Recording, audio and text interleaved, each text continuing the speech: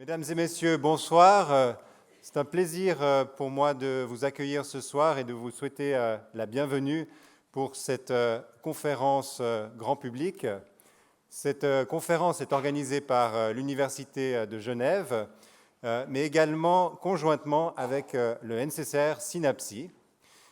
Pourquoi le NCCR? Parce que c'est un pôle de recherche national pour lequel Pierre Magistretti, notre conférencier de ce soir, a joué un rôle majeur dans sa création et dans sa direction. Et donc, je vais me permettre, pendant les premières minutes, de vous présenter ce pôle de recherche dans ses grandes lignes pour que vous ayez une idée de quoi il est fait. Donc, le NCCR SYNAPSI, c'est un centre de compétences en recherche et qui est financé par le Fonds national de la recherche suisse. Il a émergé en 2010 suite à un appel compétitif du Fonds national suisse et il a permis en fait la création d'une large communauté de chercheurs dans le domaine des neurosciences psychiatriques. En fait, c'est vraiment une entreprise novatrice qui a permis à plusieurs institutions dans l'arc lémanique de se rassembler autour d'une question commune, qui est celle de la compréhension des maladies psychiques. Et grâce à ce NCCR, à ce pôle de recherche, nous avons pu commencer, depuis maintenant 8 ans, à étudier ensemble les bases biologiques des maladies psychiatriques. Et nous avons pu constituer une communauté de chercheurs très dynamique dans la région lémanique, avec l'originalité de rassembler des chercheurs qui viennent d'horizons différents, à la fois des cliniciens qui travaillent en psychiatrie et des chercheurs dans les neurosciences fondamentales qui travaillent sur des modèles animaux et qui cherchent à comprendre des mécanismes sous-jacents dans ces maladies. Et donc, ça a vraiment introduit une forte collaboration entre des chercheurs issus de cultures différentes et a eu pour effet de vraiment modifier la façon dont ces maladies sont comprises au sein de notre communauté et de réfléchir à de nouvelles voies d'investigation. Alors, dans ces grandes lignes, le NCCR fonctionne vraiment avec une approche translationnelle, ce qui veut dire que, d'une part, nous avons constitué des recherches centrées sur des patients à travers des cohortes cliniques qui sont partagées entre Genève et Lausanne, et ces cohortes cliniques s'étudient en fait dans les grandes dimensions de la psychiatrie, où on étudie des patients qui peuvent souffrir d'autisme, de schizophrénie ou de troubles de l'humeur. Et ce que le NCCR a permis, c'est vraiment de pouvoir étudier la fonction cérébrale dans ces pathologies en bénéficiant justement des outils modernes, multimodaux, d'imagerie, avec toute l'expertise qu'on a ici dans l'arc lémanique. D'autre part, dans cette approche translationnelle, on a pu commencer à mettre en relation ces chercheurs cliniciens avec des fondamentalistes qui étudient de leur côté des modèles animaux pour essayer de disséquer les circuits et les cellules, si vous voulez, les soubassements cellulaires qui peuvent être à l'origine de ces troubles, d'où cette approche translationnelle et d'où la possibilité de vraiment explorer le cerveau dans une granularité fine où on peut vraiment comprendre les soubassements cellulaires. Et c'est vraiment très important d'avoir cette recherche animale pour pouvoir vraiment étudier quelque chose qu'on ne peut pas pour l'instant étudier chez l'homme. Et c'est là une des forces de cet axe de recherche. Donc si vous voulez avoir plus de renseignements sur les projets spécifiques de ce NCCR, il y a un site qui est ici exposé, le NCCR SYNAPSI, c'est facile à trouver, vous pouvez vraiment lire plus en avant les recherches, les découvertes qui sont faites au sein de ce centre de recherche. Et donc, cette approche cellulaire, c'est vraiment une des choses que vous allez découvrir dans cette grande conférence à travers les travaux de Pierre Magistretti, puisqu'il a passé sa carrière à investiguer un type de cellules qui jouent un rôle fondamental dans le fonctionnement cérébral, qui sont les cellules gliales, que vous allez découvrir ce soir. Donc, je vais maintenant passer la parole au professeur Stéphane Eliez, qui est également très investi dans le NCCR SYNAPSI, puisqu'il dirige plusieurs cohortes cliniques. Et je tiens particulièrement à te remercier, Pierre, pour tout ce que tu as apporté à l'Arc lémanique pour la recherche en neurosciences psychiatriques et pour vraiment tout cet héritage du NCCR que tu nous as donné et qui est activement étudié maintenant. Stéphane.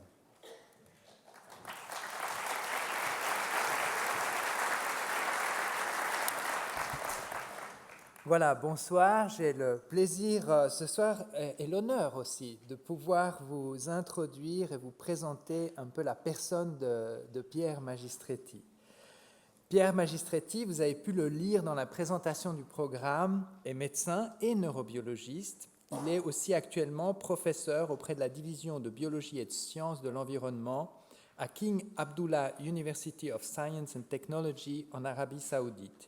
Il est aussi professeur honoraire aux universités de Genève, Lausanne, ainsi qu'à l'EPFL.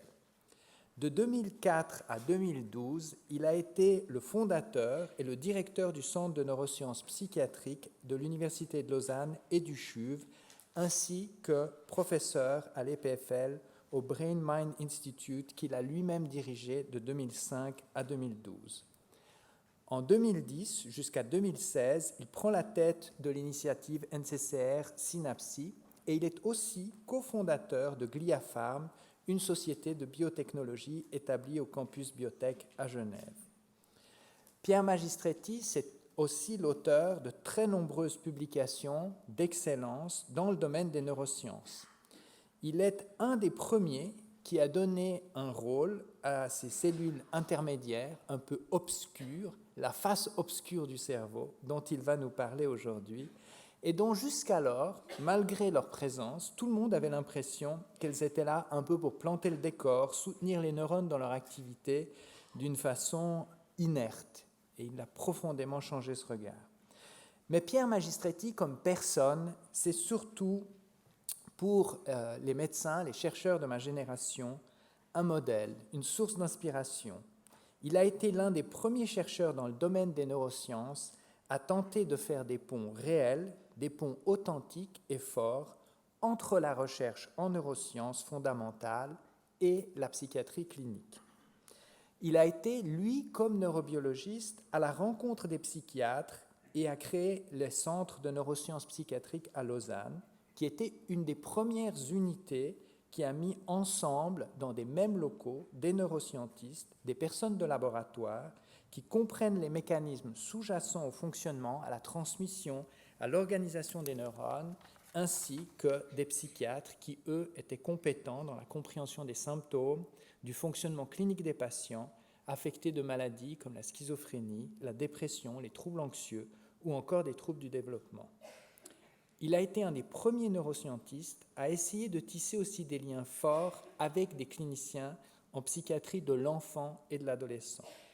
C'est ainsi qu'il a été notamment auteur d'un des tout premiers ouvrages en français, c'était en 2000, qui s'inscrivait toujours dans un dialogue avec son ami François Ansermet, lui-même psychiatre d'enfants et d'adolescents. C'est un ouvrage qui s'appelle « À chacun son cerveau » aux éditions Odile Jacob. Et cet ouvrage a eu un tel succès qu'il en a écrit un second dans la foulée, « Les énigmes du plaisir », toujours chez Odile Jacob.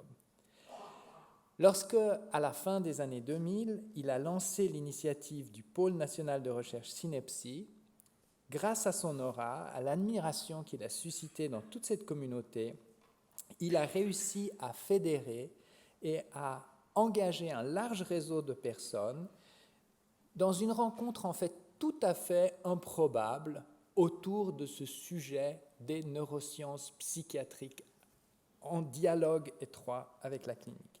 Il a été en mesure de réunir autour de cette initiative Synapsi les meilleurs chercheurs dans le domaine à l'Université de Lausanne, de Genève, EPFL et Université de Bâle. Vous l'avez compris, j'ai vraiment un grand plaisir à introduire cette personne dont j'ai dit tellement de fois qu'il avait été le premier, donc ce précurseur ce soir. Cette soirée, c'est aussi la présentation de son ouvrage, son dernier ouvrage, L'homme glial, et il a généreusement accepté de signer des dédicaces, et il y a aussi un libraire qui est dehors et qui vous permet d'acquérir cet ouvrage ce soir. Merci à vous et bonne soirée.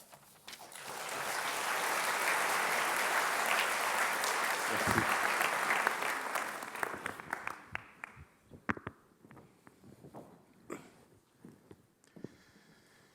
Cher Alexandre, cher Stéphane, merci beaucoup pour cette présentation qui m'émeut presque, très franchement. Et merci à vous d'être venus si nombreux écouter une conférence quand même dont le titre est un peu obscur, pas la face cachée du cerveau, ça aurait pu être un des titres, c'est la moitié oubliée du cerveau. Et bon, vous savez maintenant déjà probablement de quoi il s'agit, mais vous auriez pu vous dire, qu'est-ce que c'est que cette moitié oubliée? Est-ce que c'est l'hémisphère droit, l'hémisphère gauche, la partie frontale ou une région complètement cachée dans les profondeurs du cerveau?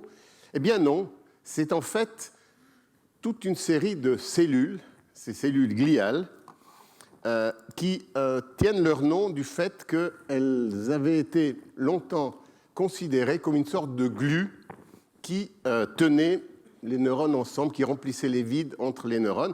Elles ont été découvertes au milieu du 19e siècle déjà par Virchow, un pathologue allemand, mais elles sont restées dans l'obscurité jusqu'aux années 70-80 et ont pris beaucoup plus d'attention, attiré l'attention des chercheurs chaque année de plus en plus. Alors, vous avez là un type particulier de cellules gliales, ce sont les astrocytes, qui s'appellent astrocytes parce qu'elles ont cette forme étoilée, les astrocytes, les étoiles du cerveau. Et c'est un type de cellule gliale, il y en a d'autres, je reviendrai brièvement, mais essentiellement ma conférence, parce que c'est le travail que j'ai développé sur 30 ans, s'est focalisé sur ces cellules. Et vous avez ici un dessin de Ramón y Cajal, un des fondateurs de la neurobiologie moderne, qui montre déjà une des caractéristiques de ces cellules. Tout d'abord, c'est justement des cellules qui ne projettent pas très loin. Imaginez un neurone de la moelle épinière qui va commander les muscles du gros orteil, et il a un processus qui fait 1 mètre. Là, on parle de quelques dizaines de microns, mais surtout, vous voyez ici, elles ont des processus autour des capillaires sanguins. Le cerveau, par exemple, d'un animal de laboratoire comme le rat, par exemple, contient 600 km de capillaires. C'est un organe extraordinairement vasculaire. Il faut savoir que le cerveau consomme 20% de l'énergie de l'organisme, alors qu'il ne représente que 2% de la masse. Donc 10 fois plus. C'est un organe extrêmement gourmand en énergie et il est très vascularisé. Et il y a déjà là un premier point. D'ailleurs, Camillo Golgi, un grand histologiste italien qui a partagé le prix Nobel en 1906 avec Ramón y Cajal, avait postulé l'idée que ces cellules que Cajal avait décrites, ils ne se parlaient pas beaucoup, Cajal et Golgi, ils étaient vraiment, il paraît-il, ils ne se sont même pas serré la main le jour où ils ont reçu le prix Nobel. Mais ça n'a pas empêché quand même Golgi de postuler que peut-être ces cellules pouvaient être utiles, pouvaient servir à distribuer les nutriments, c'est le terme qu'il a utilisé, aux neurones. Et on verra que c'est exactement ce qu'elles font. Donc, voilà des relations que nous allons voir souvent ce soir. C'est une vidéo un peu plus artistique, contemporaine. Vous avez ici un neurone, et je vais vous décrire brièvement les éléments qui constituent le neurone.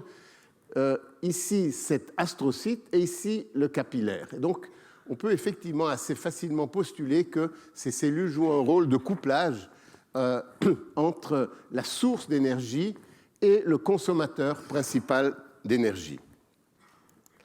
Alors, mais avant de rentrer dans le détail de la recherche, c'est quand même intéressant, je trouve en tout cas personnellement, de savoir comment un chercheur s'est penché sur son domaine de recherche, comment il est arrivé là. Et en ce qui me concerne, j'y suis arrivé vraiment un peu par hasard, et en tout cas pas du tout en suivant un cheminement scientifique. En fait, pourquoi et comment je me suis intéressé à la moitié oubliée du cerveau? Alors d'abord, je me suis intéressé à cette moitié oubliée du cerveau en m'intéressant au cerveau. J'étais fasciné par le cerveau, mais pas par la partie scientifique. En fait, j'ai passé une partie de ma jeunesse à Rome, dans des années assez chaudes. Il y avait un mouvement estudiantin important avec une remise en question des valeurs de la société, de la famille. Et en même temps, il y avait un environnement très porté sur l'Antiquité. Rien que tout ce que les beaux monuments romain à Rome, mais aussi j'étais dans un lycée classique où il y avait un enseignement notamment du grec ancien et de la littérature grecque très poussé. Donc c'était un moment comme ça de grand engagement intellectuel. Franchement, j'ai un souvenir absolument radieux de ces années. Et cette étude de la littérature grecque, je vous montre ça, ce n'est pas du tout pour faire un étalage de culture au rabais, mais c'est parce que vraiment, c'est notamment la lecture de ces lyriques grecs.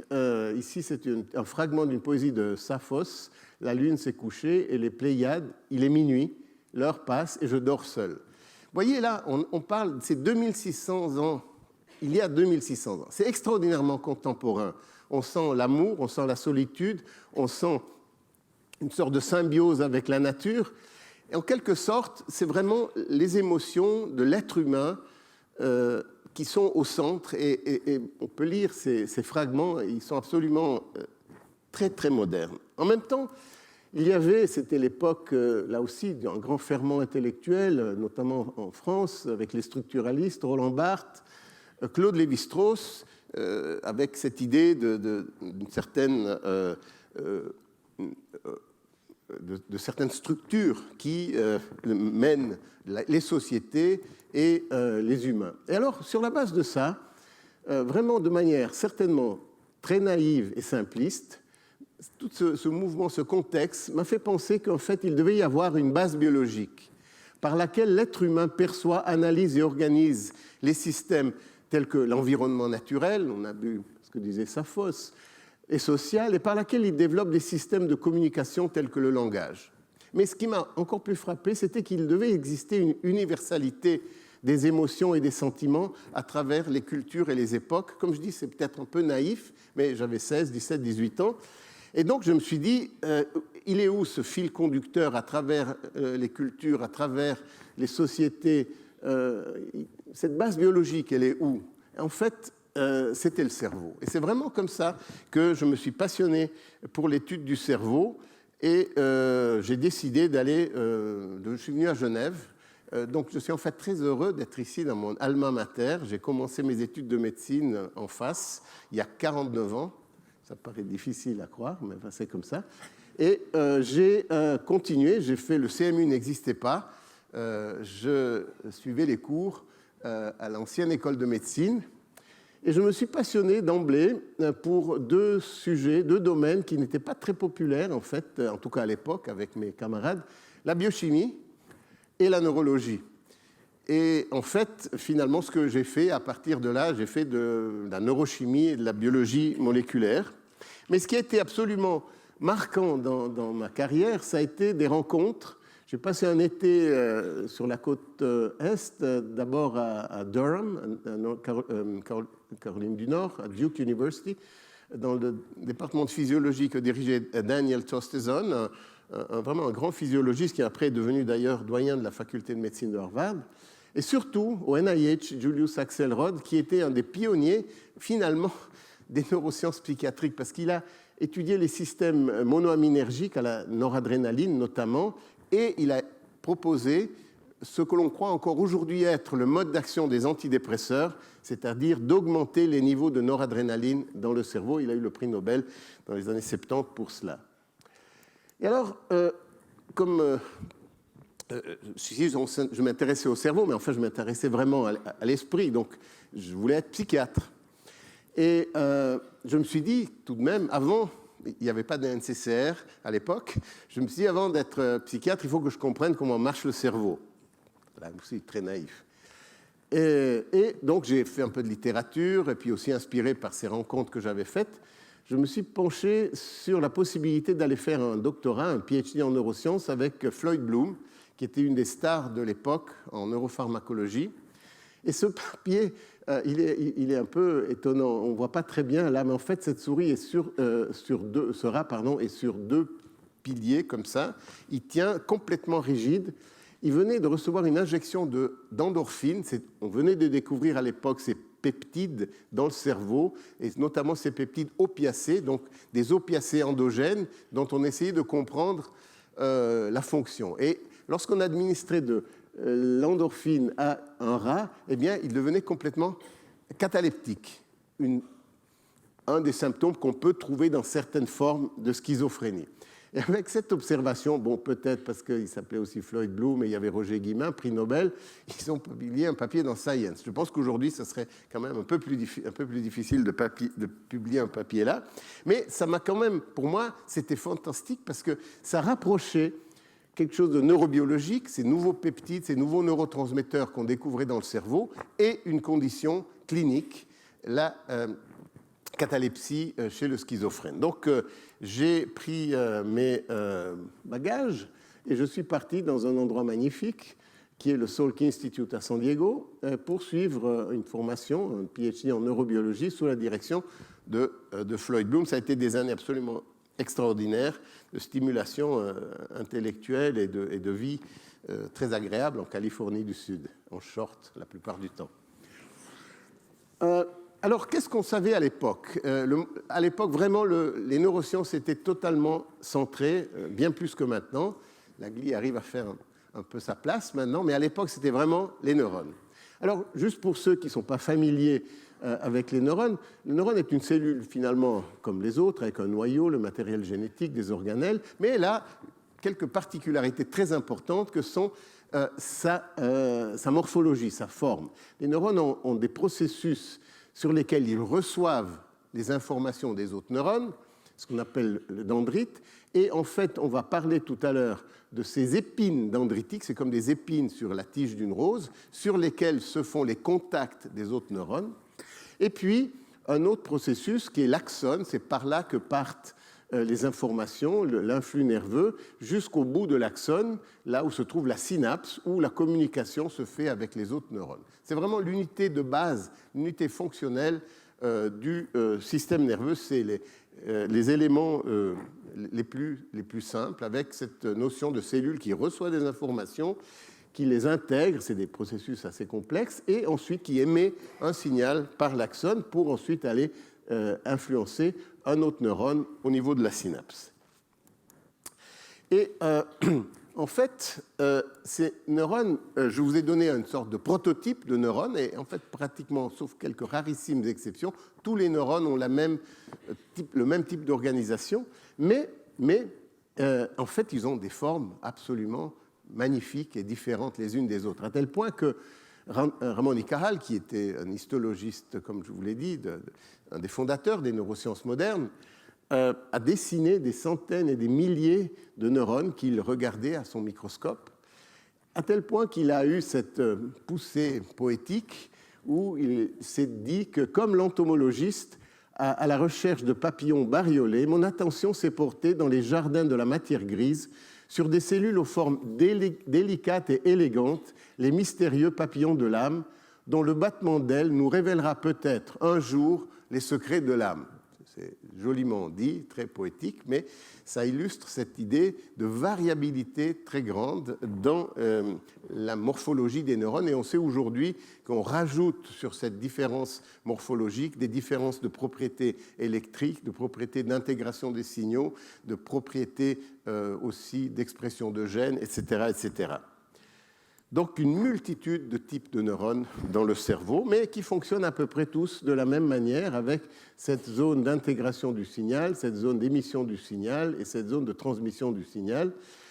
Et ce qui est quand même assez impressionnant, c'est que un neurone donné peut recevoir jusqu'à 10 000 synapses, donc 10 000 contacts d'autres neurones, ce qui fait un chiffre absolument astronomique de 10 à la puissance 15 synapses dans notre cerveau. Ça veut dire que nous avons 10 à la puissance 15 sites où les informations sont échangées à chaque seconde, à chaque dixième de seconde dans notre cerveau, et tout ça est intégré, et la plupart du temps, ça ne marche pas trop mal. Alors, un point important, c'est qu'il y a une discontinuité spatiale. Pour l'instant, je vous ai montré ces neurones avec la partie réceptrice, la partie d'intégration, la partie émettrice, et puis la synapse, là où l'information passe à un autre neurone. Et là, il y a une discontinuité entre le neurone qu'on appelle présynaptique et le neurone postsynaptique. Ça a d'ailleurs été une des raisons des bagarres entre Golgi et Cajal. Golgi pensait que le cerveau, que les neurones constituaient un réseau c'était la théorie réticulaire, qu'il n'y avait pas de discontinuité spatiale. C'était comme un grand réseau, un filet de pêcheurs, si vous voulez. Alors que Caral a vraiment défendu, et à juste titre, la théorie neuronale, où chaque neurone est une entité séparée, mais ceci impliquait qu'il fallait bien que les signaux passent d'un neurone à l'autre. Là aussi, il y a eu une bagarre pendant très longtemps. Il y en a qui pensaient que c'était des signaux électriques. C'était notamment John Eccles et d'autres, qui lui-même, après, a fait une conversion totale et a admis que le signal qui passait entre les neurones était de nature chimique. Et ça a ouvert énormément à la compréhension et aussi à la neuropharmacologie, parce que lorsqu'on parle de cette nature chimique de la neurotransmission, on parle de molécules qui sont libérées par la terminaison présynaptique, les neurotransmetteurs, et des récepteurs qui reconnaissent cette molécule et qui enclenchent des mécanismes dans le neurone postsynaptique. Donc, c'est un point important, en tout cas par rapport à la mise en évidence de la fonction des cellules gliales, parce que, comme vous le verrez, les neurones, cette neurotransmission, cet échange de signaux chimiques n'est pas l'apanage des neurones uniquement. Les cellules gliales, et les astrocytes en particulier, participent. Alors, quand je suis arrivé dans le laboratoire de Floyd Bloom, la grande question était de savoir combien de neurotransmetteurs il y a et qu'est-ce qu'ils font. Alors, on savait qu'il y avait justement ces monoamines, la noradrénaline, une forme d'adrénaline, mais dans le cerveau, la dopamine, vous avez peut-être entendu parler, qui est aussi une amine, mais dont les neurones dégénèrent dans la maladie de Parkinson, et ça a été la base du traitement plus ou moins efficace en utilisant la L-Dopa, l'acétylcholine, donc quelques monoamines, quelques acides aminés, donc des éléments constitutifs très simples des protéines. Les protéines sont faites d'acides aminés. Là, c'est des acides aminés individuels. Soit le GABA, acide GABA-aminobutyrique, qui est, si vous voulez, un neurotransmetteur inhibiteur qui va diminuer l'excitabilité neuronale. Et puis le glutamate, dont on va beaucoup parler ce soir. Mais ça, c'est vraiment pour mes collègues plus jeunes, intéressant de savoir qu'à la fin des années 70, début des années 80, ce n'était pas sûr que le glutamate était un neurotransmetteur. Les gens pensaient comment cette molécule, qui est finalement fait partie du métabolisme intermédiaire du glucose et du cycle de Krebs, enfin des voies métaboliques génériques, comment peut-il être un signal ultra spécifique? Et il a fallu attendre le milieu, la fin des années 80. Donc c'est pour ça qu'à l'époque, vraiment, le glutamate, ce n'était pas certain que c'était un neurotransmetteur. Or, aujourd'hui, on sait que c'est le neurotransmetteur principal du cerveau qui est utilisé à 80% des synapses dans le cerveau. Et puis, voilà, c'était la révolution. C'est-à-dire qu'on découvrait presque chaque semaine ou tous les mois une nouvelle classe de neurotransmetteurs, les peptides, qui sont en fait des bouts de quelques acides aminés, 2, 3, 15, 20, donc des toutes petites séquences d'acides aminés.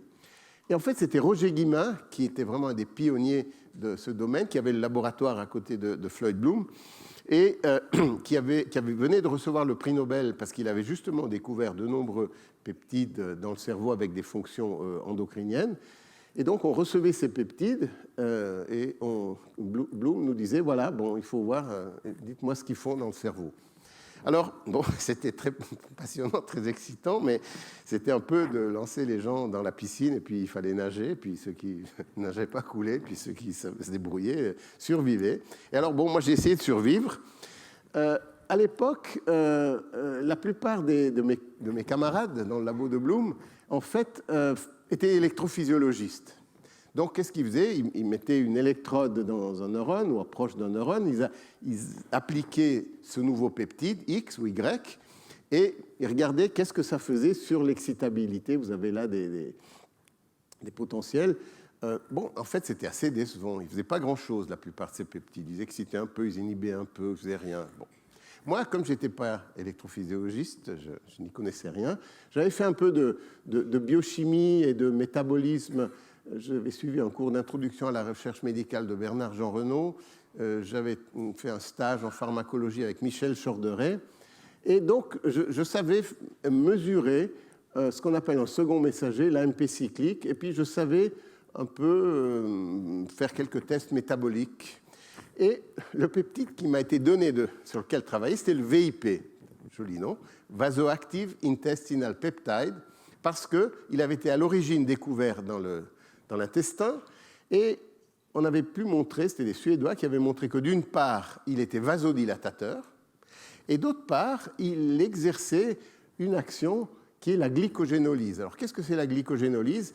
Le sucre, le glucose, dans le foie, il est stocké sous forme de glycogène. Le glycogène, c'est la forme de stockage du glucose. Il y en a beaucoup dans le foie, il y en a pas mal dans le muscle, ce qui nous aide, par exemple, dans les courses d'endurance, qui soutient la capacité musculaire. Donc, mon raisonnement, un peu simpliste et naïf, je dis c'est très simple.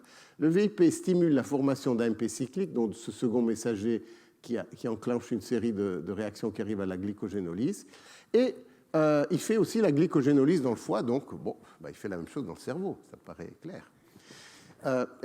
J'ai eu de la chance parce qu'effectivement, j'ai fait des préparations de cerveau, j'ai appliqué du VIP, j'ai utilisé les techniques que je connaissais, et effectivement, le VIP stimulait la glycogénolyse. Alors là, Bloom était très excité parce que c'était, je crois, très franchement à l'époque, plus ou moins le seul peptide pour lequel on avait trouvé quelque chose une fonction peut-être physiologique. Mais je dois vous avouer que j'ai fait ces expériences vraiment basées juste un peu sur mon ignorance parce que, en fait, je ne savais pas deux choses importantes. C'est qu'il y a très peu de glycogène dans le cerveau comparé au foie, 100 fois moins.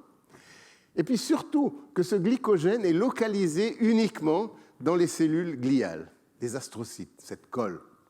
Et les gens, ça avait été décrit. Alors je peux vous assurer que dans cette vision neurocentrique de l'époque, si j'avais su que le glycogène était dans les cellules gliales, j'aurais dit, bon, fais pas cette manip, ça ne sert à rien. Donc, parfois, l'ignorance, je ne suis pas une apologie de l'ignorance, mais en fait, en tout cas, ça aide à garder l'esprit ouvert. Donc, voilà, donc ça c'est un papier qui a déterminé la suite de ma carrière. Vous voyez, je vous ai dit qu'on était en short à l'époque, on n'avait pas besoin là j'ai 27-28 ans, on n'avait pas besoin de mettre de blouse blanche, donc beaucoup de choses ont changé d'ailleurs, comme vous pouvez voir. Et bon, là peut-être pour ceux qui n'ont pas l'œil habitué, mais là vous avez le capillaire sanguin, vous avez ce processus là, qui contient plein de granules denses qui sont du glycogène, et c'est l'astrocyte. Donc, tout le glycogène est essentiellement dans l'astrocyte. Donc, j'étais très content, bien sûr, mais je me suis dit, bon, qu'est-ce qu'on sait des astrocytes à l'époque? Alors, je vous ai déjà montré cette diapo. Là aussi, c'est un autre dessin de Caral. Ça, c'est par contre beaucoup plus moderne. On savait que... les cellules, il y avait trois types, on connaissait trois types de cellules gliales. On savait pas mal, enfin quelque chose sur les astrocytes. On savait qu'ils étaient importants pour maintenir le milieu extracellulaire. C'était des sortes de, appelons ça poubelles du cerveau. Elles captaient ce qui était dans l'espace extracellulaire en trop, que ce soit éventuellement du glutamate. Là, on commençait à se dire qu'à ces synapses, le glutamate était libéré et qu'il était capté par les astrocytes. On se disait que oui, ils sont là pour soutenir les neurones, comme ils sont vraiment collés tout à fait à côté. Et Golgi, je vous ai dit, avait postulé l'idée qu'ils pouvaient fournir un soutien énergique aux neurones. Deuxième type de cellule gliale, la microglie. On savait qu'elles avaient été découvertes il y a quelques dizaines d'années auparavant par Del Rio Ortega, aussi un espagnol de l'école de Cajal, et on postulait qu'elles étaient impliquées dans des processus inflammatoires, type des macrophages du cerveau, locaux. Et puis par contre, on connaissait un rôle vraiment fondamental d'un troisième type de cellules gliales, les oligodendrocytes.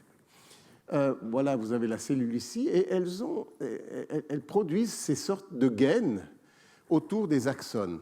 En fait, les oligodendrocytes produisent entre autres la myéline, qui est une sorte comme un isolant. Comme vous avez les fils électriques qui sont entourés de caoutchouc, de plastique, pour éviter les courts-circuits, eh bien c'est un peu la même chose avec les oligodendrocytes. On connaissait même une maladie, déjà à l'époque, qui impliquait une dégénérescence de ces oligodendrocytes, la sclérose en plaques. Donc voilà, poser le tableau de ce qu'on savait à l'époque sur les cellules gliales et en particulier les astrocytes. Il y avait une autre observation intéressante qui a été confirmée même encore récemment. C'est quand même quelque chose d'intéressant. c'est que le rapport entre les astrocytes et les neurones augmente dans l'échelle zoologique. La sangsue, par exemple, n'a pratiquement pas d'astrocytes. Le nématode, le ver, un peu plus, la grenouille, la souris, le rat, le chat, est pas loin de 1 astrocyte pour un neurone. Et l'humain, 1,5 fois à peu près plus d'astrocytes que de neurones. Alors, on ne va pas discuter qui est plus intelligent entre la sangsue et l'homme.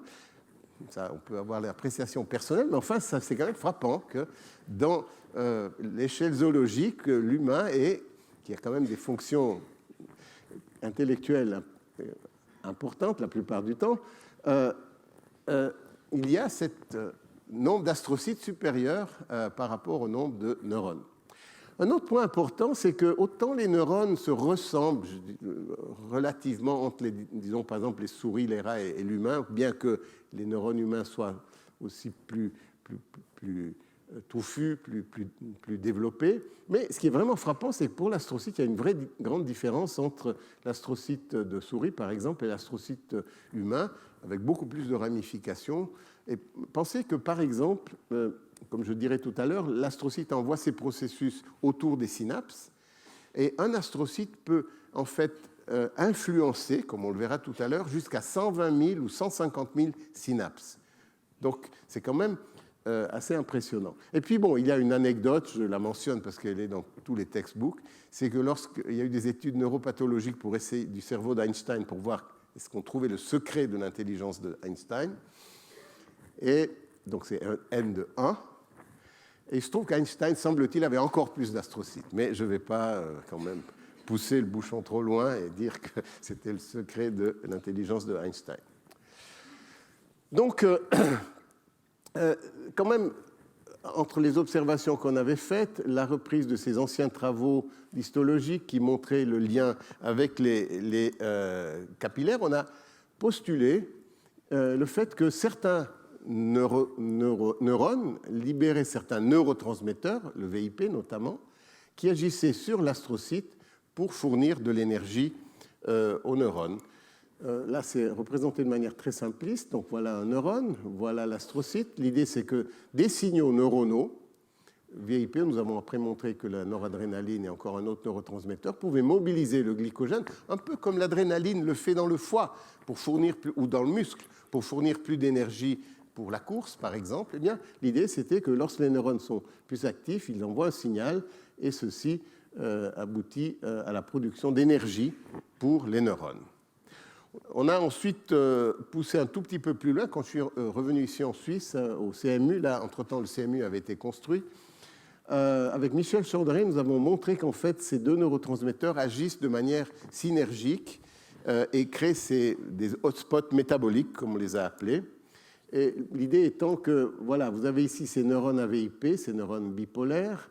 Ça, ce sont des fibres noradrénergiques, je simplifie beaucoup, mais quand vous avez ces deux systèmes qui sont actifs en même temps, eh bien, vous créez une mobilisation d'énergie importante pour faire face aux besoins des neurones. Donc, en résumé, ces travaux du début des années 80 montraient que, d'abord, c'était quand même la première fois qu'on montrait que certains neurotransmetteurs libérés par des neurones peuvent agir sur les cellules gliales. Donc, il n'y avait pas une exclusivité neurone-neurone dans la communication chimique, mais neurone-glie. Cela existait aussi. Ensuite, que certains neurotransmetteurs pouvaient faire autre chose que d'exciter ou d'inhiber les neurones. Dans le cas particulier, ils avaient un effet type hormonal sur les cellules gliales. Et qu'en fait, ceci pouvait être un mécanisme par lequel le cerveau avait une sorte de système endocrinien interne qui lui permettait de réguler la disponibilité d'énergie quand il y en avait besoin, un peu comme, de nouveau, la surrénale libère l'adrénaline pour fournir de l'énergie au moment d'un effort. Que ces deux neurotransmetteurs créent des hotspots métaboliques. Et donc, ceci était une des premières évidences qui montrait qu'il existait probablement un couplage entre l'activité des neurones et les astrocytes, et tout ça dans une visée de fournir de l'énergie aux neurones. En fait, cette idée de couplage entre l'activité neuronale et une réponse métabolique n'était pas nouvelle. En fait, Sherrington, dans un papier, un grand classique en 1890, postulait qu'en fait, le cerveau possède des mécanismes intrinsèques par lesquels son débit sanguin peut varier localement en correspondance, en lien avec les variations de l'activité fonctionnelle. C'était vraiment la première formulation de cette idée que dans le cerveau, lorsqu'un groupe de neurones est actif, ou en tout cas plus actif que ses voisins, eh bien, il envoie un signal, dans le cas de Sherrington, un signal au vaisseau pour fournir plus d'énergie. Et en fait, ce postulat, cette description de Sherrington a été à la base du développement des techniques d'imagerie cérébrale fonctionnelle dont on a parlé, qu'on utilise beaucoup dans le NCCR et aussi dans d'autres domaines de la clinique et de la recherche clinique. C'est qu'en fait, vous avez certainement vu ces images où on voit des régions de cerveau rouges, jaunes, enfin, qui dénotent une grande activité. C'est aussi parfois un petit peu exagéré parce que finalement, ces augmentations sont de l'ordre de 5 à 10 à 15%. Et on a l'impression que le cerveau explose à ces endroits. Mais disons, on peut mesurer par la tomographie émission de positons soit la consommation de glucose, soit la consommation d'oxygène, soit le débit sanguin. L'IRM fonctionnel, vous avez certainement entendu parler, c'est aussi une technique qui permet de mesurer autre chose, mais qui est en lien avec le métabolisme et le débit sanguin. Donc en fait, toutes ces techniques qui sont utilisées quotidiennement ou presque en clinique pour de la recherche, ou dans quelques cas de la clinique, en fait, ce sont des techniques qui ne détectent pas directement l'activité neuronale, l'activité électrique. Il y a d'autres techniques qui le font, l'électroencéphalogramme. Mais ces techniques, en fait, détectent des signaux vasculaires et métaboliques.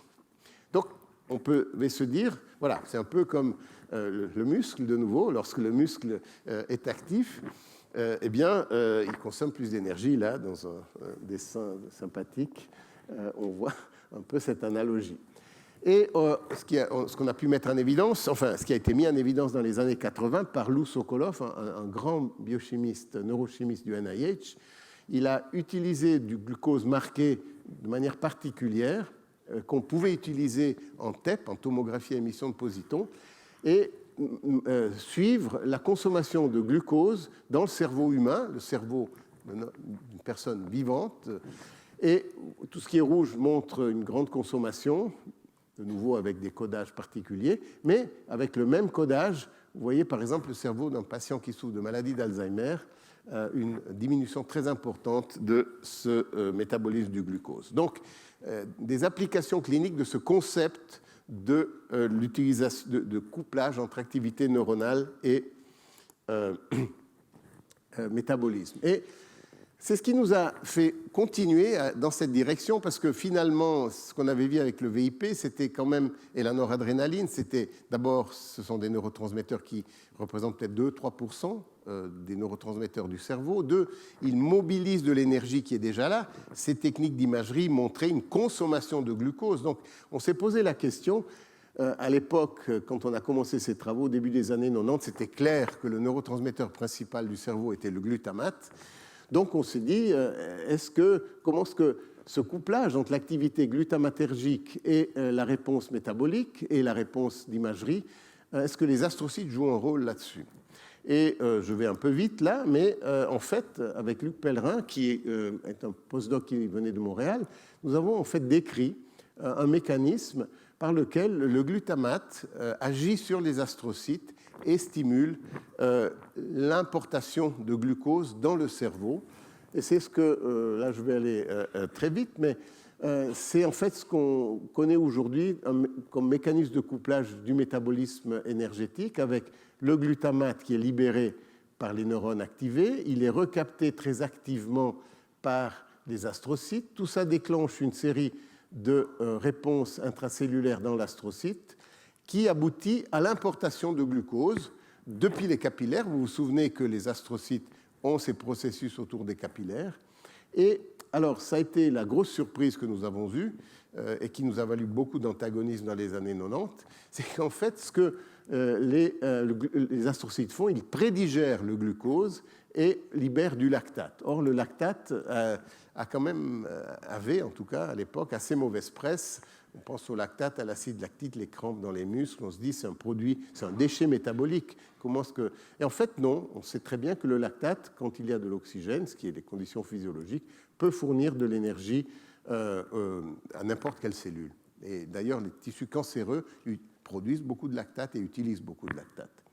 Donc voilà, ceci a fourni, disons, une base cellulaire pour expliquer les signaux obtenus en imagerie cérébrale, avec l'idée que l'activité neuronale donne un signal aux astrocytes qui vont importer le glucose et, comme ce glucose, dans le cas des techniques de tomographie émission de positons, est marqué de manière spécifique, produire le signal qui est détecté avec ces techniques. Donc, résumé de ces années 90, c'est qu'en fait, les astrocytes répondent aussi au glutamate, qui est le neurotransmetteur libéré par 80% des neurones. Donc, c'est vraiment quelque chose d'important. Chaque fois qu'un quand une modalité est mise en jeu, la parole, je bouge ma main, etc., il y a des neurones qui libèrent du glutamate dans mon cerveau. Le signal glutamate déclenche cette capture de glucose et cette production de lactate. Et ce processus est connu aujourd'hui comme la navette astrocyte-neurone au lactate. Et comme je l'ai dit, ça représente un mécanisme qui permet de coupler l'activité neuronale à la fourniture d'énergie à la demande, là où il faut, quand il faut. C'est quand même très bien étudié. Et donc, c'est aussi la base cellulaire de ces techniques qui permettent de visualiser l'activité neuronale. Mais là, je vais faire une parenthèse. On est resté beaucoup dans ce rôle métabolique. On a quand même commencé à se poser la question, vu l'émergence de l'importance de ces cellules gliales qui ne semblaient plus être juste de la colle. Visiblement, elles faisaient quelque chose d'utile. Mais la question a été de se dire, mais est-ce que éventuellement les astrocytes participent à la signalisation, carrément au traitement du signal par les neurones? Et il y avait un problème technique, c'est que en fait, les neurones produisent des signaux électriques que l'on peut enregistrer à l'aide d'électrodes.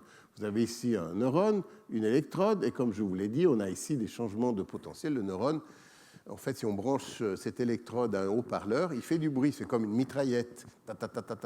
On entend les neurones actifs. Vous faites ça sur un astrocyte, silence total. Donc, voilà, on ne pouvait pas étudier vraiment les astrocytes dans leur rôle peut-être de modulation de la transmission synaptique. Ces données sur le métabolisme étaient certes intéressantes, mais en tout cas, on ne pouvait pas les aborder. Et il y a eu quelque chose de fondamental qui s'est passé dans les années 90, que j'ai défini ici post-tenebras lux, vu qu'on est à Genève. C'est-à-dire que ont été développés des marqueurs fluorescents qui produisent de la lumière dans des conditions appropriées, notamment pour visualiser le calcium, donc un ion. Vous me direz pourquoi je parle de ça. C'est parce qu'en fait, ce ion est impliqué dans d'autres signalisations. Donc, des chercheurs ont commencé à regarder, pas seulement dans le foie ou dans le muscle, on dit, mais peut-être que l'astrocyte, après tout, peut-être qu'il a une signalisation, calcique. Et donc, effectivement, c'est vraiment post-tenebras lux, parce que vous voyez ici, en rouge, vous avez un astrocyte, on visualise le calcium, et suite à une stimulation, par exemple, de neurones avoisinants, tout d'un coup, l'astrocyte répond. Donc, il n'est pas seulement là pour fournir de l'énergie, mais il répond à un signal neuronal. Et là, ça se voit encore mieux, c'est sur une tranche, on a ici des fibres nerveuses, et là, tout d'un coup, on le voit moyennement, il y a tout d'un coup une série d'astrocytes qui commencent à s'allumer furieusement. Donc, le développement de ces techniques d'imagerie cellulaire dynamique a permis de montrer que l'astrocyte, en fait, produit aussi un signal. Ce n'est pas un signal électrique, c'est un signal chimique, le calcium. Et ça a vraiment déclenché vraiment beaucoup de recherches par différents groupes, même si de manière un petit peu parfois qui a été contesté, mais essentiellement ce qui a émergé de ces expériences, c'est cette notion de synapse tripartite. Alors, qu'est-ce que ça veut dire une synapse tripartite? Jusque-là, je vous ai parlé d'une synapse, on appellera bipartite, avec un neurone présynaptique qui libère un neurotransmetteur qui agit sur un neurone postsynaptique. Eh bien là, l'idée que ces processus astrocytaires autour de la synapse, en fait, peuvent détecter l'activité neuronale et peut-être, ça a été une grande question des années 90 et des années début 2000, renvoie aux neurones, au niveau de la synapse, un signal pour moduler la transmission synaptique. Et là, vous avez une visualisation un peu technique de cette synapse tripartite. Vous avez des coupes en microscopie électronique. Vous avez ici l'épine postsynaptique, donc, qui reçoit le message, le bouton présynaptique du neurone. Et vous avez ici cet astrocyte qui, en quelque sorte, englobe, embaume, si je puis dire, cette synapse. Et là, vous le voyez, je ne sais pas comment ça projette, mais là aussi, de nouveau, vous avez le bouton présynaptique, l'épine postsynaptique, et là, en vert, enveloppant cette synapse, le processus astrocytaire. Alors, cette question se développait en même temps qu'un autre sujet très important des neurosciences, qui aujourd'hui encore occupe beaucoup de chercheurs, c'est cette notion de plasticité synaptique, de plasticité neuronale. En fait, nos synapses ne sont pas figées une fois pour toutes. Ces 10 à la puissance 15 ne transmettent pas tout le temps le même signal binaire comme un ordinateur le ferait, plus ou moins. C'est comme un rhéostat, les synapses peuvent être plus ou moins efficaces, transmettre plus ou moins de signal. Et en fait, cette plasticité synaptique se relie à l'idée d'apprentissage et de mémoire, c'est-à-dire que les réseaux neuronaux de notre cerveau ne sont pas figés, les synapses. L'expérience modifie les réseaux de neurones tout au long de notre vie, et c'est vraiment la base de l'apprentissage et de la mémoire. Et il y a des vrais changements qui se passent lors de l'apprentissage et de la mémoire. Par exemple, il y a une variation du nombre et de l'architecture de ces synapses. Vous vous souvenez, ces épines dendritiques, là c'est très schématique, très pseudo-artistique, mais vous avez des terminaisons axonales, vous avez une synapse ici avec quelques boutons, et lorsqu'un circuit a été mobilisé dans un apprentissage, eh bien, il y a une prolifération de ces épines dendritiques, donc plus de contacts qui peuvent se faire, donc plus d'efficacité. Je simplifie un peu, je m'excuse pour les spécialistes qui, à Genève, sont nombreux dans le domaine de la plasticité synaptique. Mais vous le voyez ici, vous voyez ici justement ces épines qui bougent, et vous avez ici carrément dans un circuit un moment... Elle n'a pas marché comme j'espérais, mais enfin bon. Il y avait un dédoublement de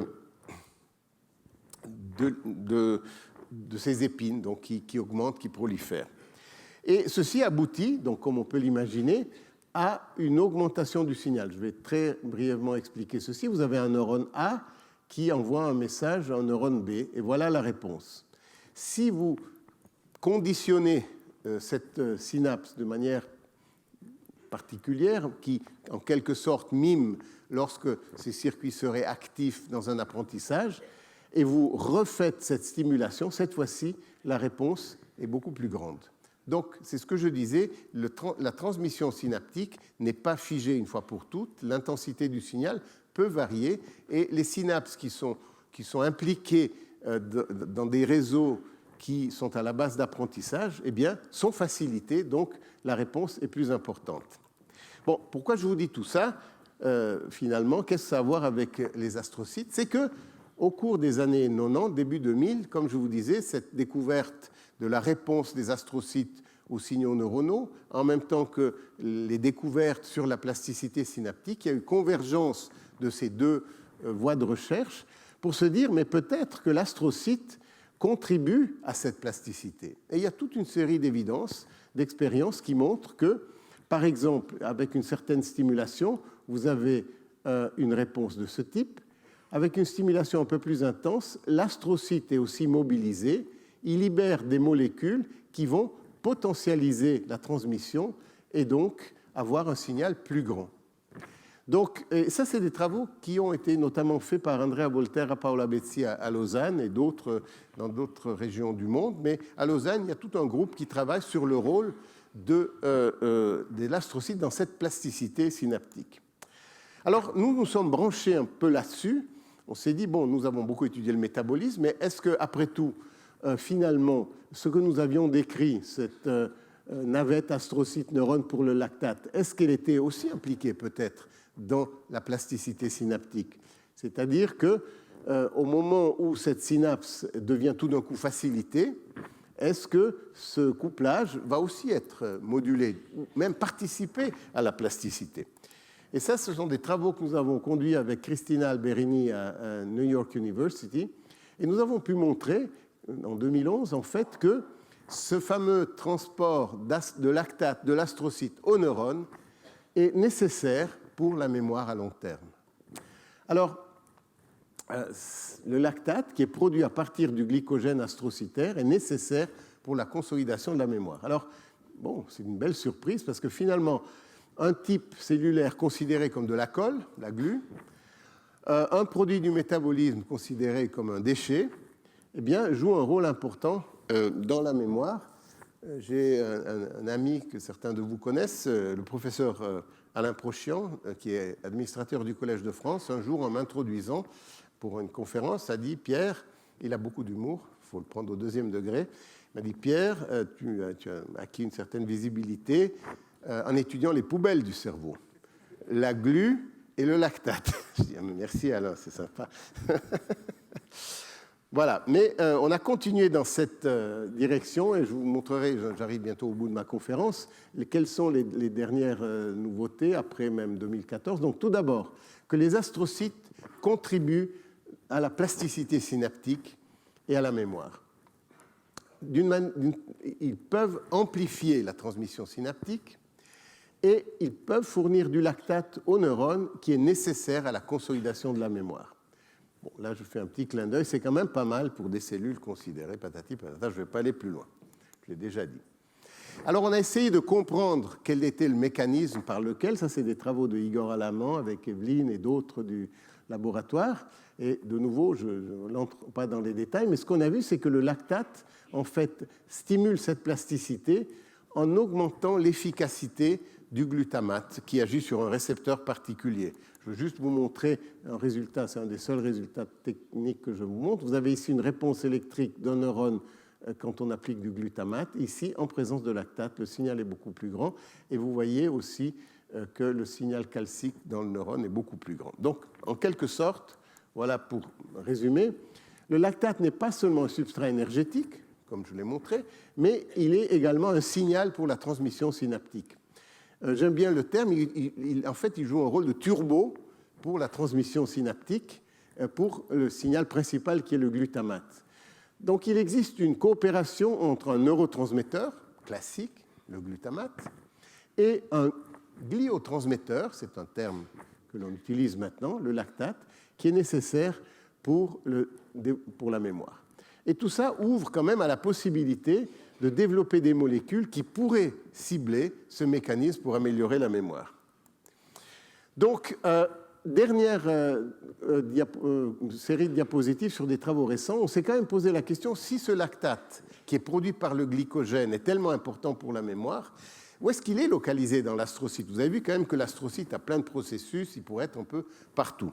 Alors je montre surtout ces diapositives parce que vraiment c'est quelque chose d'assez personnellement assez bluffant, je dois dire. C'est-à-dire qu'on a reconstruit en microscopie électronique un volume de cerveau avec... on a pu identifier le capillaire, en vert l'astrocyte, en gris les neurones, mais ce que je veux surtout vous montrer, c'est qu'on peut analyser ceci, et je l'ai fait, ça a été fait à KAUST, en fait, une immersion totale en réalité virtuelle. C'est-à-dire qu'on peut prendre ce bout de cerveau, le traiter en microscopie électronique, reconstruire un certain volume, et ensuite pratiquement plonger littéralement dans ce volume. J'espère qu'elle marche parce qu'elle est quand même assez jolie. Voilà. Donc, ceci est justement cette reconstruction en 3 dimensions. Bon, tout ça, c'est maintenant assez banal. Vous voyez, les astrocytes, combien de place ils prennent dans ce volume. Vous avez là en violet les granules de glycogène. Mais là, vous avez Conrad Ocali, un postdoc dans mon laboratoire à KAUST. Là, il est dans cette cave, comme on l'appelle, un dispositif. Donc, il est dans le capillaire. Maintenant, il passe derrière le capillaire et c'est des données réelles. Donc, vous avez ici en microscopie électronique, c'est simplement des algorithmes qui ont pu être utilisés pour reconstruire cette réalité virtuelle à immersion totale. Là, il rentre dans l'astrocyte. Il se promène, il voit les granules de glycogène. Là, à travers l'astrocyte, il voit une épine dendritique. Enfin, il s'amuse, vous voyez, il se promène. Mais ce que je veux dire, c'est plus que juste de l'amusement, c'est qu'en fait, on a pu voir, et on n'aurait jamais pu le faire en 2 dimensions, voire même en 3 dimensions reconstituées, on a pu le faire seulement parce qu'on a fait cette immersion totale, eh bien, on a vu que ces granules de glycogène étaient en fait agglutinés autour des synapses, et comme ils sont importants pour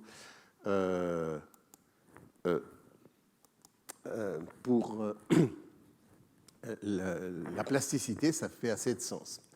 Et voilà, j'arrive donc à la fin. Alexandre a parlé du NCCR. Ce NCCR, donc dans la dénomination les bases synaptiques des maladies mentales, et j'aimerais ici mentionner le nom de Dominique Muller, avec qui nous avons mis en place ce NCCR. Comme vous savez, Dominique a disparu prématurément. C'était un vrai choc pour nous tous. Et vraiment, je tiens à reconnaître ici tout ce qu'on a fait ensemble pour mettre en place ce NCCR. Alors, nous nous sommes penchés sur le rôle de la glie, vu que c'était notre domaine. Qu'est-ce qu'on pouvait contribuer, à part, comme l'a dit très gentiment Alexandre, de mettre ensemble les gens, ça j'ai essayé de le faire, mais j'ai essayé de contribuer aussi à la recherche. Et on s'est dit, mais qu'est-ce qu'on sait en fait du rôle de la glie dans les maladies psychiatriques? Et qu'est-ce qu'on pourrait dire du rôle des échanges métaboliques entre astrocytes et neurones dans ces maladies psychiatriques? Et en fait, on est tombé un peu pas complètement par hasard, mais sur un effet antidépresseur du lactate. Et je vais très brièvement résumer pourquoi on est arrivé là, et ensuite ce qu'on a trouvé. Donc, tout d'abord, il était quand même connu, avant qu'on se penche là-dessus, qu'il y a une diminution du nombre et de la densité des cellules gliales dans certaines régions impliquées dans l'humeur, chez des patients qui étaient décédés de dépression majeure. Il y avait une diminution de la consommation de glucose, donc hypométabolisme. On avait mis en évidence au laboratoire que certains antidépresseurs, en fait, faisaient produire du lactate aux astrocytes. Et on savait aussi, bien sûr, que le stress chronique et la dépression sont associés à des processus de plasticité ou de déficit de la plasticité. Et comme je vous ai montré, le lactate est impliqué dans ces processus. Et puis, des notions tout à fait épidémiologiques qui montrent quand même que l'exercice a un effet positif dans la dépression, et l'exercice, comme vous le savez, aboutit à la production de lactate. Et donc, c'est des travaux que nous avons conduits à Seury, donc au département de psychiatrie à l'université de Lausanne, par Jean-Luc Martin et Anthony Carrard. Je n'ai pas résisté quand même à vous montrer une photo de Jean-Luc Martin quand il était doctorant dans mon laboratoire au CMU, donc il y a 33 ans, 32 ans. D'abord, c'est sympathique parce qu'on continue à collaborer après 30 ans. Et puis voilà, on voit le temps qui passe. Mais ce qu'on a montré, c'est qu'en fait, l'administration périphérique de lactate exerce un effet antidépresseur dans divers modèles de dépression qui répondent aux antidépresseurs utilisés en clinique, des modèles animaux. Et ces effets, en fait, sont subséquents à l'administration de lactate. On a mesuré le lactate dans le cerveau, etc., etc. On a vu aussi des changements d'expression de gènes dont on sait qu'ils sont impliqués dans la plasticité et la dépression. Donc, en fait, la question, c'est de se dire que finalement, ce couplage métabolique astrocyte-neurone l'astrocyte recevant des signaux neuronaux différents, produisant du lactate, qui vont influencer la plasticité, la mémoire et également l'humeur. J'aimerais juste noter qu'il y a beaucoup d'intérêt en ce moment sur un autre type de cellules gliales dans les pathologies, c'est la microglie, ces macrophages qui sont impliqués dans certaines maladies neurodégénératives. C'était juste pour être précis. Donc, en conclusion, le message principal, c'est que la communication dans le cerveau n'est pas restreinte à la communication entre neurones. Ça, c'est une première observation quand même qui bouleverse un peu les principes. Les cellules gliales, et en particulier les astrocytes, jouent un rôle important dans le traitement de l'information par le cerveau. Le lactate, une molécule produite par les astrocytes, est non seulement un substrat énergétique pour les neurones, mais aussi un signal de plasticité. Cette communication astrocyte-neurone est impliquée dans divers processus physiologiques, notamment la mémoire et l'humeur. Et cette communication astrocyte-neurone ouvre de nouvelles perspectives quand même, de nouvelles cibles possibles pour des interventions dans des maladies neuropsychiatriques. Il faut quand même bien l'avouer, le développement de molécules par l'industrie pharmaceutique au cours des 30 dernières années n'est pas un grand succès pour la neurologie et la psychiatrie, à part peut-être la sclérose en plaques, un peu l'épilepsie. Les antidépresseurs ont été développés dans les années 60, donc il n'y a pas eu vraiment de découverte majeure. Donc l'idée, c'est de se dire peut-être qu'on pourrait s'intéresser aux astrocytes, à la glie, pour traiter les neurones, et c'est ce que font Sylvain Lengacher et Charles Finsterwald sur le campus Biotech au travers de cette société GliaPharm. Donc, voilà le message final. Il est difficile d'imaginer de pouvoir comprendre le cerveau sans étudier les cellules gliales et leurs interactions avec les neurones. C'est vraiment un mariage entre différents types cellulaires. Et ça, c'est un peu mon histoire. Je suis parti par hasard à partir du glycogène. Je me suis intéressé aux astrocytes, au lactate. C'est un trajet qui a pris quelques années, mais qui a été formidable, avec plein de collaborateurs et beaucoup d'excitation, de joie. J'espère continuer encore longtemps. Puis j'aimerais remercier toutes les sources de financement. Le Fonds national a été très généreux avec moi. Je crois que j'ai bénéficié de tous les outils de soutien à la recherche que le Fonds national a, sauf la promotion des carrières féminines. Ça, je n'ai pas pu appliquer. Voilà, évidemment, l'Université de Genève, Lausanne, les PFL, le CHUV, les Hugues, le NCCR, des fondations diverses et variées. Merci de votre attention.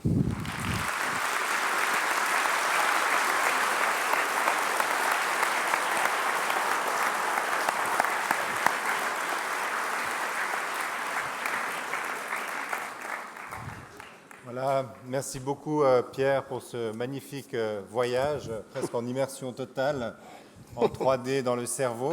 Nous avons le temps maintenant pour des questions. Nous avons une vingtaine de minutes, donc si vous êtes intéressés, on va pouvoir passer à une séance de questions. Alors il y a des microphones disponibles qui vont être amenés, peut-être ici devant, madame.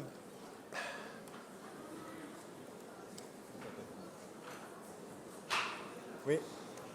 Bonjour, merci, c'était passionnant.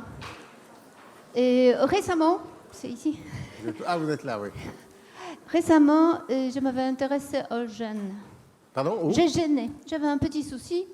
J'ai commencé la jeûne et je confirme par expérience de 12 jours magnifiques que le cerveau, il est vraiment beaucoup plus performant pendant le jeûne. Pendant le jeûne? Oui, concentration, et, mémoire, plein de choses.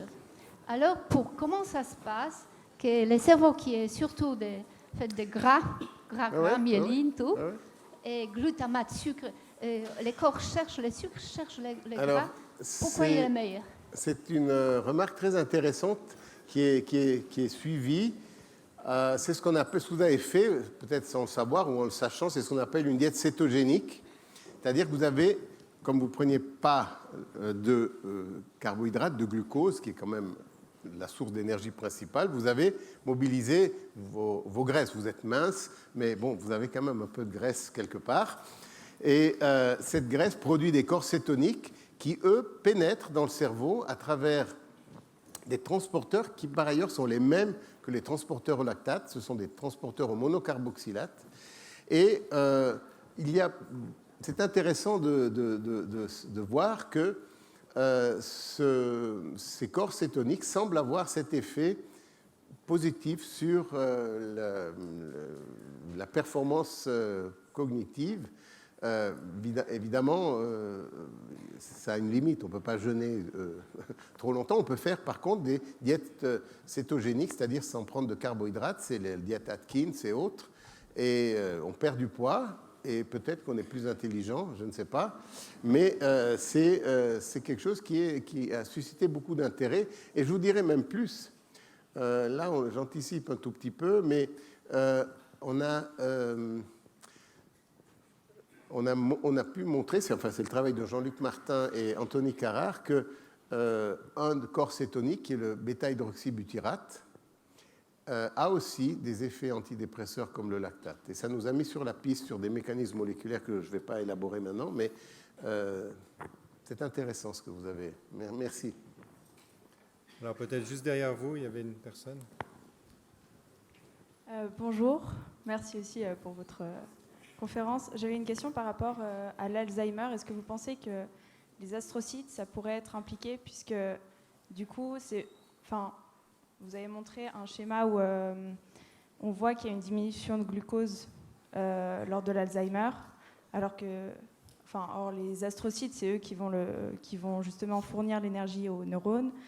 Et comme le lactate, il est aussi impliqué dans tout ce qui est mémoire et qu'il y a une perte de mémoire, est-ce qu'il y aurait un lien entre les astrocytes et l'Alzheimer? Et là, démence? Oui. Oui. Alors, je n'ai pas eu le temps d'élaborer parce que c'est quand même un domaine qui commence seulement récemment à être étudié, parce que, de nouveau, l'intérêt pour la glie augmente, et donc il y a différents angles qui sont abordés. Et une des idées, et il y a toute une série d'articles et de données, je n'ai pas voulu les montrer, certaines de notre laboratoire, qui montrent que, en fait, une dysfonction gliale peut aboutir à la neurodégénérescence et donc contribuer aux maladies neurodégénératives. Donc l'idée de cibler la glie pour protéger les neurones, comme j'ai mentionné à la fin, est basée un peu sur cette idée.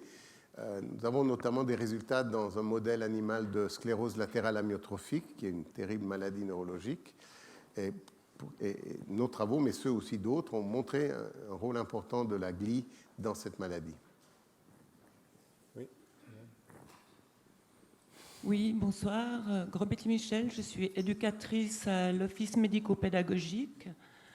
Alors, je sais que, d'ailleurs, tout d'abord, merci beaucoup pour votre conférence et vos conférences. Je suis chaque fois passionnée par tout ce que vous dites.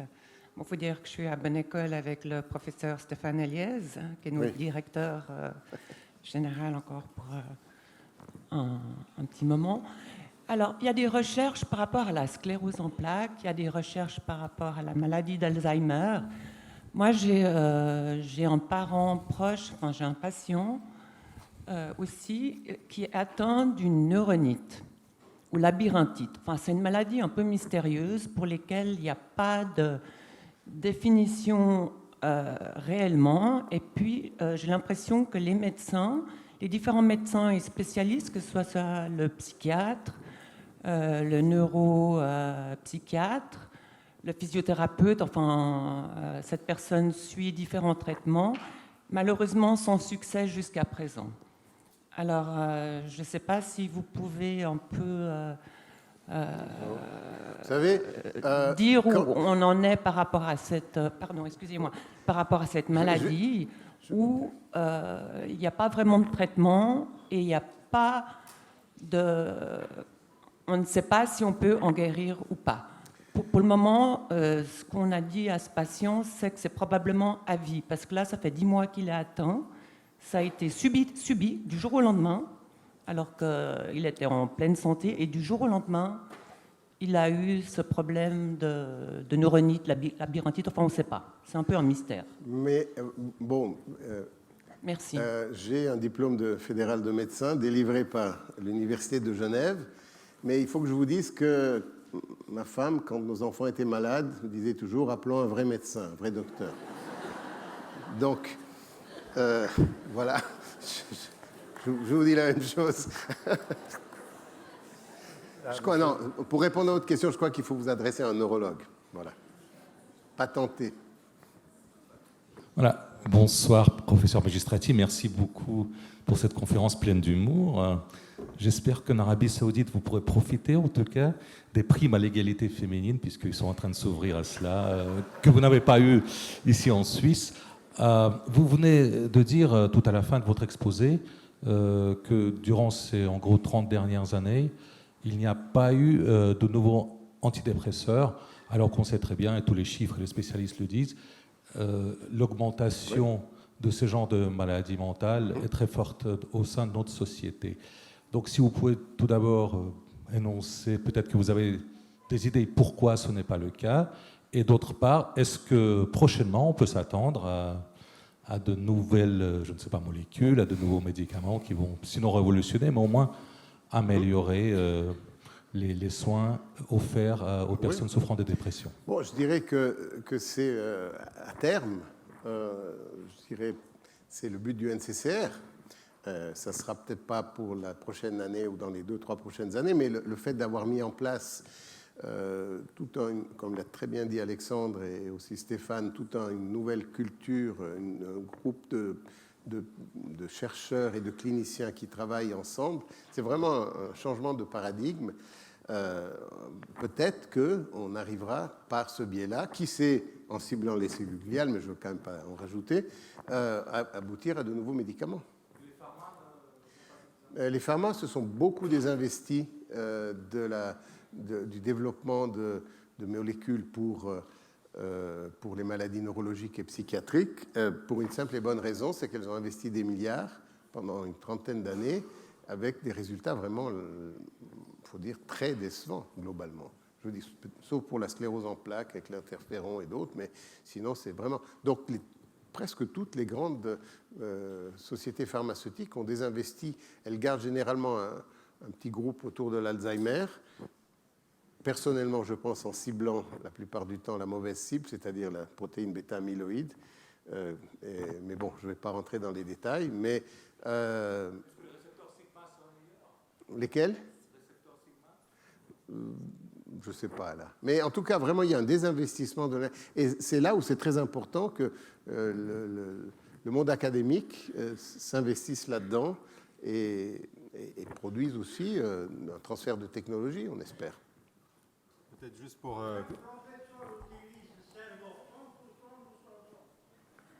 Notre cerveau, alors oui, il y a cette...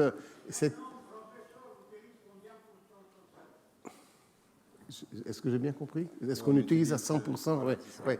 Alors oui, il y a malheureusement ce non-sens qui se propage et se prolonge dans le temps parce qu'on dit on utilise seulement 10% du cerveau. C'est faux et archi-faux. C'est simplement dû au fait qu'avant qu'on développe les techniques d'imagerie cérébrale, on avait la seule manière de savoir que faisait une région du cerveau, c'était une fois qu'on mettait en évidence une lésion, et puis à la mort du patient, on avait un symptôme, par exemple la perte de la parole, une aphasie, et puis à la pathologie, on voyait que la région de l'aire de Broca, dans le cortex temporal gauche, avait été l'objet d'une attaque cérébrale, d'une dégénérescence. Et donc on avait seulement quelques informations comme ça post-lésionnelles. Avec l'imagerie cérébrale, on voit que le cerveau, en fait, marche à fond tout le temps, à 90% de sa capacité maximale. Donc, c'est comme un moteur de voiture qui tourne à 6000 tours en permanence et de temps en temps, il va à 7000 tours dans certaines régions. Je voudrais juste reprendre, peut-être pour compléter votre question tout à l'heure, juste mentionner que le tableau n'est pas aussi négatif par rapport au développement de nouvelles thérapies. Il y a en fait de nombreux médicaments en psychiatrie qui se diversifient, qui réutilisent les mêmes cibles, mais on a une pharmacopée grandissante avec moins d'effets secondaires. Donc on a beaucoup de médicaments par rapport aux années 2000 qu'on peut utiliser en psychiatrie. C'est sûr qu'on a besoin de nouvelles cibles pour améliorer, mais il y a quand même des choses réelles et une grande diversité de médicaments qui existent et qui augmentent, et avec une réduction surtout des effets secondaires chez les patients. Non, c'est juste. Donc ça, je pense que c'est important de Mais mentionner. il n'y a pas de changement de paradigme. Non, alors les cibles, c'est des améliorations. C'est des améliorations sur les Mais, paradigmes existants, mais effectivement, il faut des nouveaux paradigmes pour vraiment révolutionner les traitements à notre niveau. Peut-être, ce qu'il faut noter, là où il y a eu des progrès notables, c'est dans ce qu'on appelle le développement des neurotechnologies, neurotechniques. Par exemple, dans la maladie de Parkinson, la stimulation de certains noyaux dans le cerveau, stimulation électrique chronique, améliore considérablement les symptômes de patients parkinsoniens. Il ne soigne pas, mais il améliore considérablement. Et donc, en fait, là, il y a eu un vrai progrès. Mais ce n'est pas de la pharma, c'est de la neurotechnologie. Peu importe, ça bénéficie aux patients. Oui, monsieur, ici. C'était juste une question pour ma compréhension, parce que moi, je viens pas du domaine médical, moi, je viens du domaine du machine learning et de l'intelligence artificielle, donc absolument rien à voir. Et comme je sais que l'analogie, c'est particulier, parce que j'essaie de faire l'analogie avec ce que je connais, je veux être sûr que j'ai bien compris l'utilité de ces cellules. Quand on fait l'apprentissage, en fait, dans l'intelligence artificielle, il y a, pendant la phase d'acquisition, il y a tout un système de repondération finalement du signal. Et c'est ce qui permet de faire l'acquisition et la mémorisation. Je parle dans l'intelligence artificielle. Est-ce qu'on peut dire que ces cellules qui vont finalement amplifier quelque part le signal ou amener de l'énergie font cet office de pondération durant une acquisition qui fait que si ça fonctionne mal, on perd finalement l'acquisition et la mémoire. Est-ce qu'on peut dire que d'un point de vue analogique, est-ce que c'est comparable ou pas? Parce que je ne suis pas sûr, comme je ne connais pas tout votre domaine. Le problème, c'est que je ne saisis pas exactement ce que vous entendez par cette pondération séquentielle qui se met en place. Ce qu'on peut dire, c'est que dans ces mécanismes d'apprentissage, il y a une facilitation de cette transmission synaptique, et il y a beaucoup de mécanismes qui sont bien connus et qui sont purement neuronaux. Je ne veux pas non plus donner l'impression que... Mais que les neurones ne peuvent pas avoir une facilitation synaptique seule, mais c'est quand même possible, et que est venu se greffer là-dessus, grâce aux connaissances plus récentes, le rôle de cet autre élément dans les mécanismes de plasticité que sont les cellules gliales. Alors, maintenant, je ne sais pas comment faire une analogie avec ce machine learning. Comme on compare le résultat avec l'entrée avec la sortie, il faut repondérer tous les éléments à l'intérieur pour être sûr que ça matche, et c'est comme ça que l'apprentissage se fait. Et si cette pondération se perd, on perd toute l'acquisition qui a été faite, en fait. Peut-être, oui, c'est intéressant. On va parler à nos amis qui modélisent. Bonsoir. Donc, j'ai un peu une double question. Est-ce que, donc, si les cellules gliales participent à une meilleure nutrition, on va dire, des neurones, est-ce que les neurones qui étaient dépressifs avaient décidé de moins manger? Alors, c'est une question. Puis, puisqu'il y a on va dire, la transversalité entre le cerveau tout biologique, les neurosciences et vos pratiques, est-ce qu'il y a de la transversalité aussi avec les approches thérapeutiques? Vous voyez ce que je veux dire? Je ne suis pas sûr que j'ai saisi la question, en fait. Excusez-moi. Donc la première question, c'est... Oui. Est-ce que les neurones décident de moins manger quand ils sont dépressifs? Est-ce que les cellules gliales, à ce moment-là, leur donnent envie de manger? Oui, peut-être j'ai compris votre question. Non, là, il y a encore des trous dans les connaissances. Enfin, ce qu'on peut constater, c'est qu'il y a un hypométabolisme, effectivement, dans certaines régions du cerveau chez les patients dépressifs. Maintenant, vous dites... Enfin, pourquoi ça se passe? Ce qu'on sait, c'est que la condition principale qui aboutit à un état dépressif, c'est le stress chronique. Alors, en quoi ce stress qui produit, par exemple, toutes les hormones de stress influence le fonctionnement neuronal qui éventuellement s'impacte sur cette signalisation métabolique avec les astrocytes qui est mise en évidence ensuite par l'imagerie cérébrale. Je crois qu'on a encore quand même pas mal de gaps, comme on dit en anglais. Peut-être encore une dernière question au fond, monsieur. En Russie, terre pionnière du jeûne thérapeutique, on s'est aperçu que le jeûne thérapeutique permettait de Vous pouvez diminuer... peut-être parler un peu plus près. Oui, en Russie, terre pionnière du jeûne thérapeutique, on s'est aperçu que le jeûne permettait de diminuer fortement les effets de certaines maladies mentales, voire même de stopper la progression, voire définitivement la progression de certaines maladies mentales. Je voulais savoir donc si vous étiez déjà au courant de ce phénomène et si oui, pourriez-vous apporter des éléments de réponse sur les liens de causalité des mécanismes que pourraient avoir les cellules gliales dans ce phénomène. Voilà. Bon, il y a beaucoup d'intérêt autour de nutrition et cerveau et humeur. Ça reste encore, disons, anecdotique. Peut-être que si on peut creuser plus avec des protocoles bien calibrés, on pourra mieux comprendre.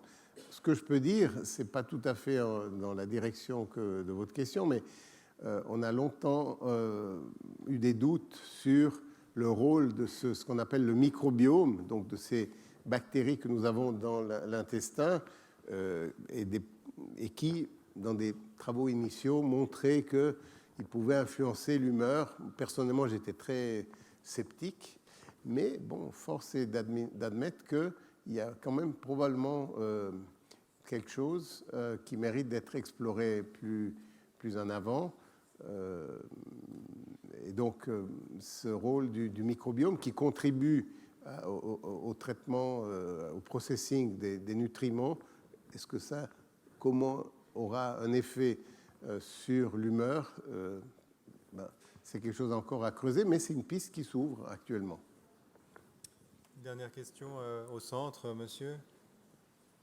Il faudrait un micro peut-être. Oui. Ici.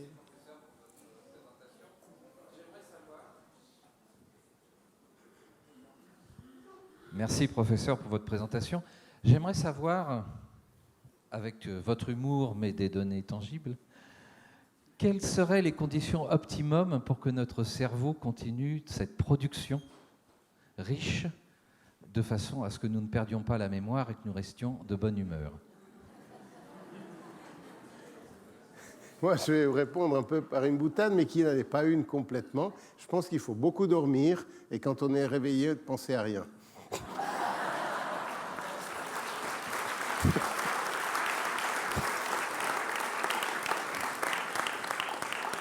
Voilà, on va terminer la soirée sur ces paroles et cette sagesse. J'aimerais remercier encore Pierre pour cette magnifique conférence et pour cette très belle soirée. Merci encore, Pierre. Merci.